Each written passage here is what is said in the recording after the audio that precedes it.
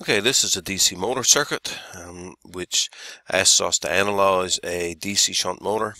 The equivalent circuit of the DC shunt motor is shown.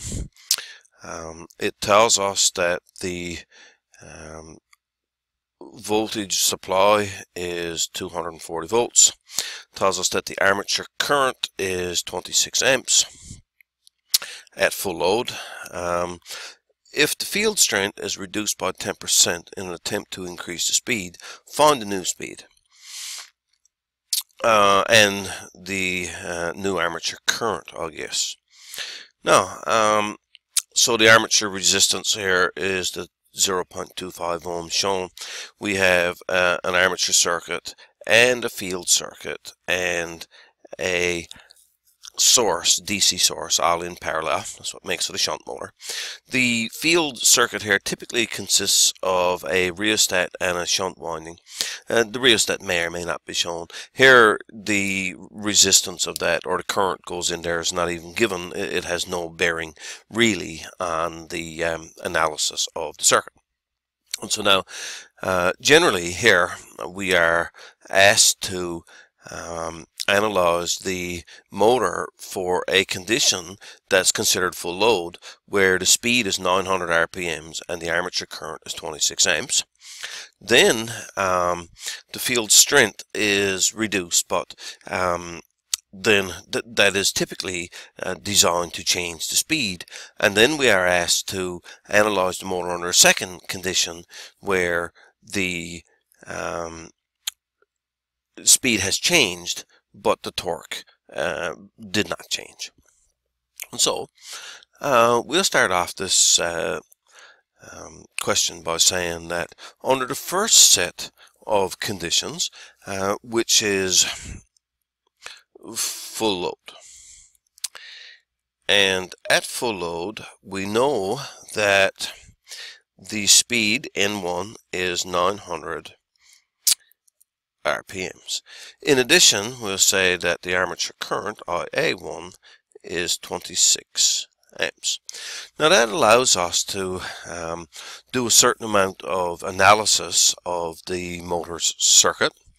And so if the voltage across the armature is EB and there's a voltage drop produced across RA, Kirchhoff's voltage law tells us that the source voltage will be equal to the sum VRA plus EB. And so we can calculate VRA by Ohm's law as IA1 in this case times RA. And we have 26 amps multiplied by 0.25 ohms. And that gives us VRA at 6.5 volts. And so therefore we can say that EB is equal to the source voltage subtract VRA, or 240 volts subtract 6.5 volts. And so therefore the voltage across the motor's armature, which we called and labeled EB, we should point out EB1, I guess, at 233.5 volts. Now, we want to come to the point where we can analyze the motor under a second set of conditions.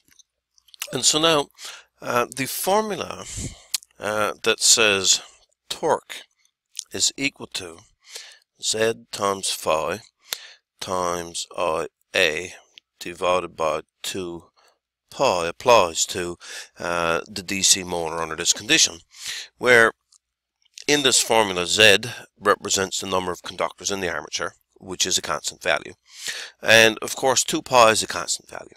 So therefore Z over 2 pi is a constant. What that allows us to do is to say that torque is equal to phi times IA, or rather I guess torque is proportional to phi times IA. Now then, if we are saying in this problem that the torque in the first condition is equal to the torque in the second condition, because remember, it told us the torque is unchanged. Then we should be able to say that phi1 multiplied by IA1 equals phi2 multiplied by IA2. Okay, so for us then, condition number 2 here is when the flux has been reduced by 10%. And that is to say that the flux in the second case is equal to 90% of the flux in the first case. That represents a reduction of 10%. And so therefore, phi2 is equal to 0.9 times phi1. Now, we are asked to find the current in the second case. And so what we are doing is taking this equation here, and we can say that IA2 is going to be equal to phi1 times IA1 over phi2, which is to say that phi1 times IA1 over 0.9 times phi1. And that means that phi1 cancels with phi1, and what we're really saying is IA2 is equal to IA1 over 0.9. And so our calculation, IA2, is 26 amps divided by 0.9. And that would give us 28.89 amps for IA2. Okay, so once we have found IA2, this gets a bit easier, because remember from our original calculation, we're going to say that EB in the second case is equal to the source voltage subtract the voltage drop across RA, which is IA2 multiplied by RA. And we have 240 volts subtract the new current, 28.89 amps, times 0.25 ohms for RA, gives us a voltage drop across the armature of 7.22 volts now, and EB then in the second case is equal to 232.78 volts, if we can call it that. Now, to complete the question then, consider the equation for EB, which says that Z times N times phi over 60 multiplied by P over A. And again, this equation would be presented by Reed's book or some other text. Very often now, you know, with a comparison of lap wound and wave wound windings, the number of conductors in the armature and the number of parallel paths in the armature is always equal, so P over A is sometimes not presented with the equation. But in any event, again, Z, the number of conductors in the armature, and 60, and P over A is constant for any machine. And so what that allows us to do is say that the voltage induced in the armature is proportional to the product of speed and the flux.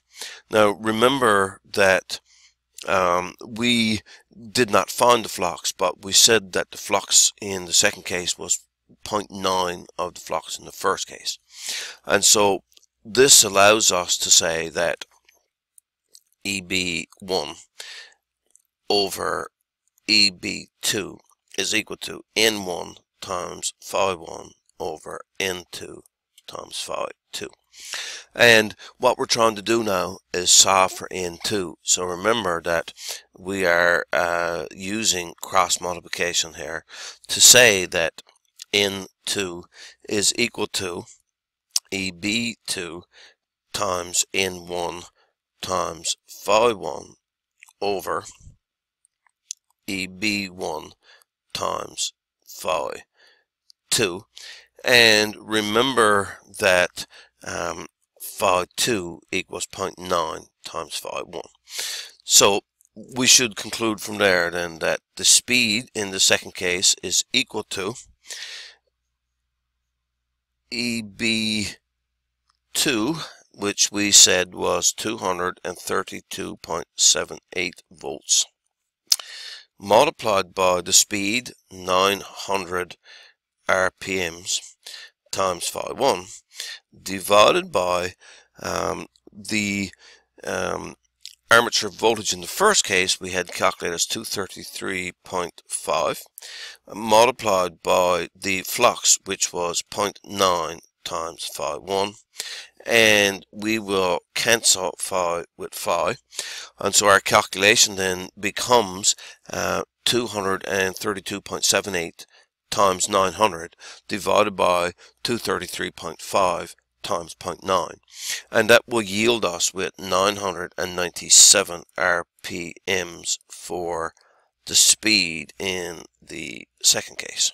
And so now what we're saying is that with a reduction in flux by 10%, we saw the armature current increase, and we saw the speed increase as well. And so I guess we conclude from that if the torque has not changed, the load has not changed, the motor would have to work harder to spin it faster, and that means with a constant load or a constant torque and an increase in speed, more power would be required from the source to do that, and more power means that the armature current would actually need to increase in order to carry that out.